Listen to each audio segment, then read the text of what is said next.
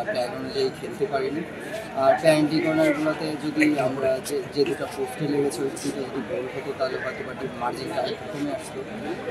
Technical কিছু মিস্টেকের কারণে আমরা 3-4টা গোল কনসিড করেছি। তো আমরা চেষ্টা করবো কালকের ম্যাচটা এই গোলগুলো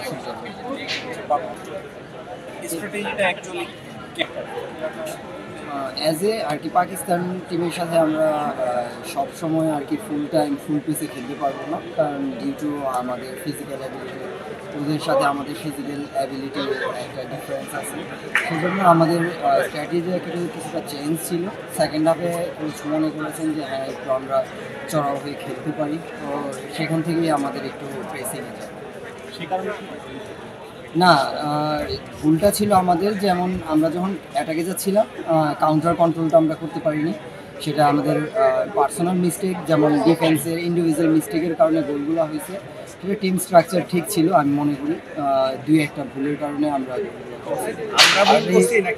না আমরা ভুল করেছি, যেটা জেনারেলি স্টপিং মিসগুলো হওয়ার কথা না, সেখানে আমরা স্টপিং 3টা মিস করেছি। এটা হ্যাঁ আমাদের ব্যর্থতা, যেহেতু আমরা স্টপিং মিস করেছি, ডেফিনেটলি এটা আমাদের আরও কনসাস হওয়া উচিত খেলার সময়। মডার্ন হকিতে অ্যাকচুয়ালি এখন আর পজিশন বলে কিছু নাই, যে কোনো প্লেয়ার যে কোনো জায়গায় খেলতে পারে, রোটেশন। আপনি যদি পাকিস্তানের খেলাও দেখেন, ওদের ডিফেন্স কিন্তু ফরওয়ার্ড এসে খেলতেছে। আর সবুজের ব্যাপারটা কোচ মনে করেছে যে ও অ্যাটাকিংয়ে ও হেল্প করতে পারবে, ওর গোল এবিলিটি ভালো আর স্কোরিং পাওয়ারটা ভালো, এই জন্য ওর অ্যাটাকিং